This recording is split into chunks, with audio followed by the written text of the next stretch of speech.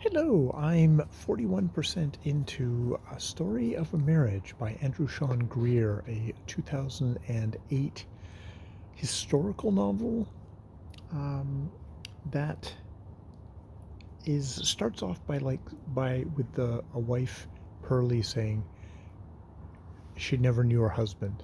She never truly knew him. She was looking at him like he was a stranger. And indeed, that is how this novel seems to be structured because I mean, the kind of the key thing that maybe she didn't know about her husband is you can basically deduce it before the revelation from his white friend from the war. Buzz tells her you can kind of deduce it. His aunts say, "Oh, he had he has a sickness, and you say hard life, and all this stuff, and you can kind of deduce that. That's apparent. So when that comes, it's like and the second revelation that comes just at the very end of part one, which I, I'm just going to talk about this because I'm doing my sum up. So if you're someone who wants these revelations, you wouldn't listen to this, and there shouldn't be anyone listening to this, so that's fine. But um, the revelation is that they are a black couple, and his male lover is white. We knew he was white. He's blonde, white guy, but it was like and they are black.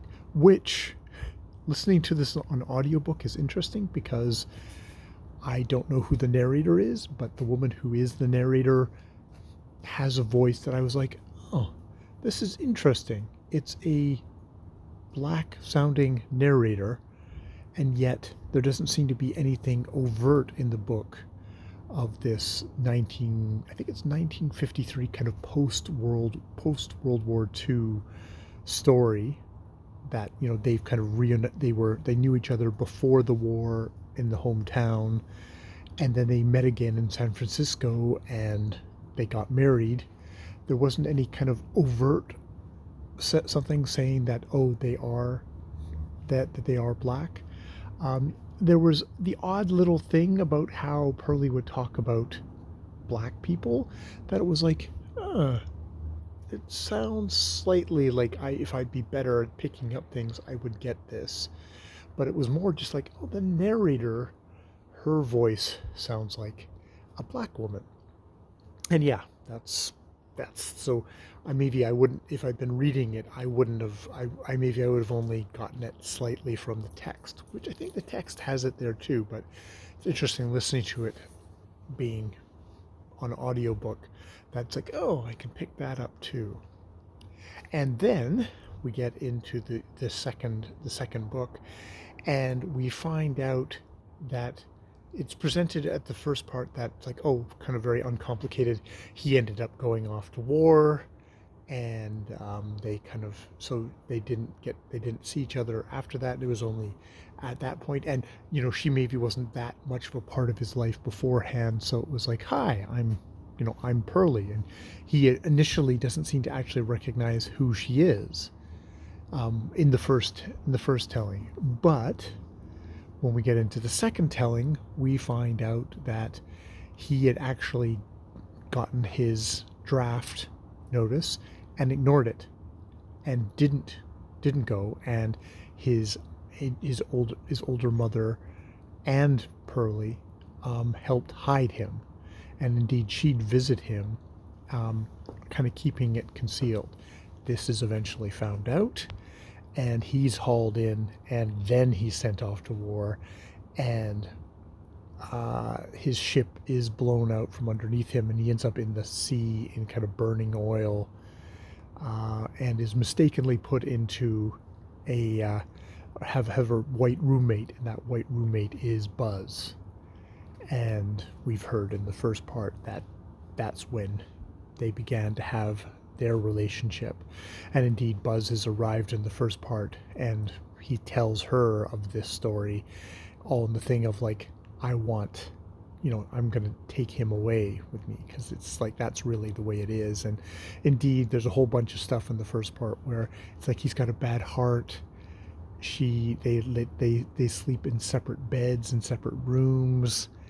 Um, she's got this whole thing of, you know, really beautifully described by Andrew Sean Greer, of she assumed that marriage was like the hot water of a shower at a hotel, where you turn it up to the right temperature, but then somebody in the other room turns it up to their right temperature, and it suddenly yours crashes down, and you adjust until you've got that equilibrium, and it's kind of just tepid water for both of you. Neither one of you is happy. That's kind of like, so it's not like a great marriage that way, but you know, that she doesn't know any different. That's sort of what she thought it was, and she likes him. She thought she knew him, but it turns out there's lots of ways she doesn't.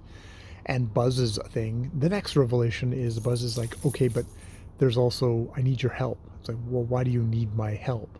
It's like, to let him go? And it's like, and it turns out, no, there's a girl, and there is a white girl that he is, I guess, driving back and forth, is kind of chauffeuring in a way, and that there's some kind of entanglement there.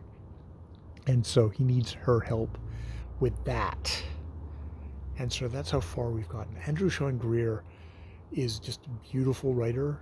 It's like this is a lot later on than Less, which is the other book of his that I've read, his Pulitzer Prize winning Less, with the hapless gay writer who's just never made it particularly, which is of course ironically the book that makes it for Andrew Sean Greer, I guess, in a way, but it brings him to a bit more prominence.